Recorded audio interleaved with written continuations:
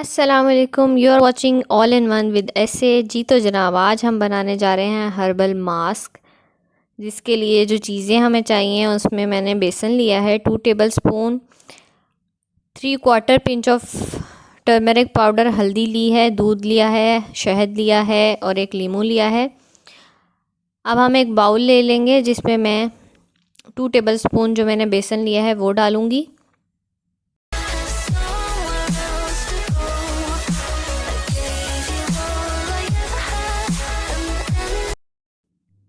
बेसन डालने के बाद अब मैंने इसमें 3/4 टीस्पून के करीब हल्दी ली है, टर्मरिक पाउडर, वो ऐड कर दूंगी।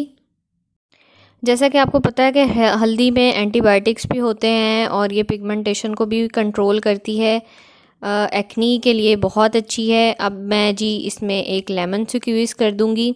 लेमन भी आपको पता है डार्क स्पॉट्स को कम करता है, और जिनकी स्किन बहुत ज़्यादा एक्नी प्रोन है उनको मैं लेमन रेकमेंड नहीं करूँगी। इसके साथ ही जो है मैं इसमें 1 टेबल स्पून के करीब हनी ऐड करूँगी। जी तो अब हम इसको कर लेंगे अच्छे से मिक्स।